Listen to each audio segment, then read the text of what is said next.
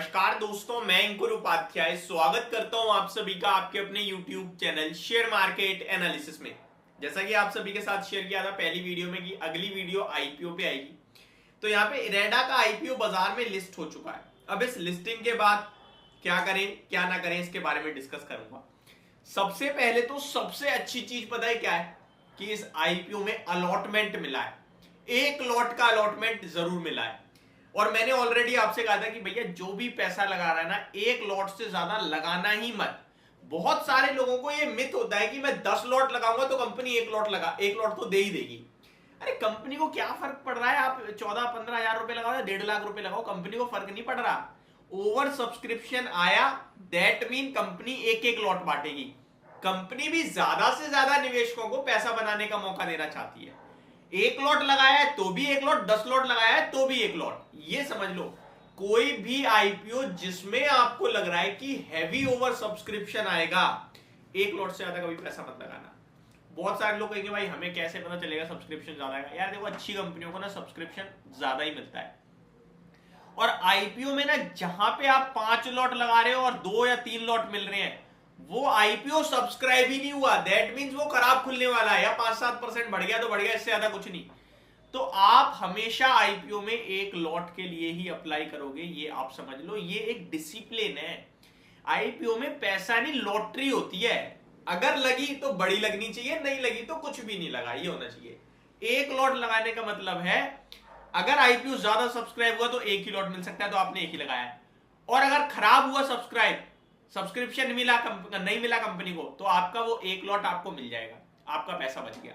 ज्यादा लगाते वो भी मिल जाते, वहां लॉस झेलना पड़ता। ठीक है जी, आगे के लिए समझ में आ गई होगी बात।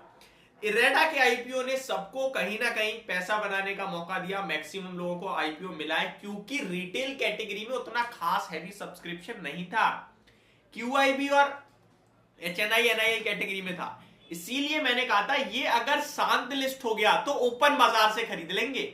201 गुना शायद सब्सक्राइब हुआ है क्यूआईबी, तो मैंने आपसे कहा था 35-40 तक भी खुल गया तो ओपन मार्केट से उठा लेना, पैसा बनेगा। क्योंकि क्यूआईबी को भी उतना नहीं मिलेगा क्योंकि हैवी सब्सक्रिप्शन है, तो क्यूआईबी ओपन मार्केट में खरीद लेगा।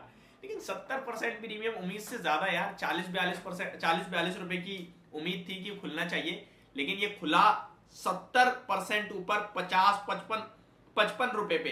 तो यहां अब क्या करें, क्या यहां से लिया जा सकता है या नहीं, इसी के बारे में आप सभी के साथ शेयर करने वाला हूं। तो शुरू करते हैं सारी चीजों को कवर करना।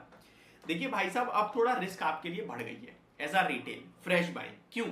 क्योंकि 70% एक ऐसी कंपनी, सरकारी कंपनी जो एक पर्टिकुलर सेगमेंट में फाइनेंस करने का काम कर रही है। आप इसे पीएफसी से जोड़ सकते हो, आप इसे आरईसी से जोड़ सकते हो, आप चाहो तो आईआरएफसी से भी जोड़ सकते हो, क्योंकि आईआरएफसी भी एक पर्टिकुलर सेगमेंट को ही फाइनेंस करती है।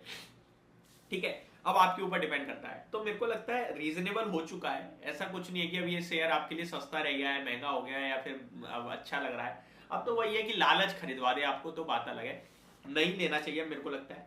और आईपीओ में जिसने पैसा लगाया है उसके लिए सबसे बेस्ट प्लानिंग पता है क्या है? सबसे बेस्ट प्लानिंग है आप अपना मूल कैपिटल निकाल लो, यानी आपने 14,720 रुपए का एक लॉट था वो निकाल लो, बचा हुआ 70% जो प्रॉफिट है वो वहीं का वहीं छोड़ दो। छोड़ने के लिए मैं इसलिए कह रहा हूं क्योंकि ये शेयर यहां से भी बढ़ सकता है। जैसा कि मैंने वीडियो में बोला कि क्यूआईबी ने बहुत हैवी सब्सक्रिप्शन दिया था, तो क्यूआईबी इसके लिए इंटरेस्टेड है, तो उनके पास अलॉटमेंट नहीं आया, पैसा तो रह गया, वो ओपन मार्केट में साले को लगा के बढ़ा देंगे। तो ये भी पॉसिबिलिटीज है, इसलिए मैं कह रहा हूं सेलिंग मत करना, पूरी मत करना, लेकिन अपना कैपिटल जरूर निकालना, क्योंकि इतने गेन्स रीजनेबल है यार। 55 खुला है यार 70% प्रीमियम पे, तो अब मेरे को लगता है ये एक सही समय नहीं है फ्रेश कैपिटल लगाने के लिए। वहीं आपके पास है तो देखो कितना ऊपर जाएगा वो मुझे आपको नहीं पता ना, तो हम थोड़ा बहुत छोड़ देंगे, और वैसे भी वो तो आपका प्रॉफिट का पैसा है। अगर नीचे आएगा तो उस प्रॉफिट को आप थोड़ा कम होते हुए जरूर देखोगे, लेकिन आप बने हुए हो, थोड़ा कम होगा तो आप निकाल लेना। अब थोड़ा कम कितना कम, उसके लिए मैं आपको एक स्टॉप लॉस दे देता हूं। स्टॉप लॉस आप अगर चाहो लगाना तो आप एग्जैक्टली लेवल्स, छोटे लेवल्स, तो वो आपका बनेगा 52.5 का, और थोड़ा डीप अगर देखना चाहोगे तो फिर 49 का आप चाहो तो रख सकते हो, 49 या 48 के समथिंग का। उसके नीचे निकले तो आप पूरा एग्जिट मार देना, क्योंकि आईपीओ में आपने केवल लिस्टिंग गेन्स के लिए पैसा लगाया होगा, आपने लॉन्ग टर्म के लिए नहीं लगाया। लॉन्ग टर्म में तो आपके लिए बाजार में बहुत अच्छे अच्छे शेयर्स पड़े हैं ना, उसमें भी लगा सकते हो आप। होप आपको सारी डिटेल समझ में आई होगी। Thank you so much for watching this video, have a great day guys.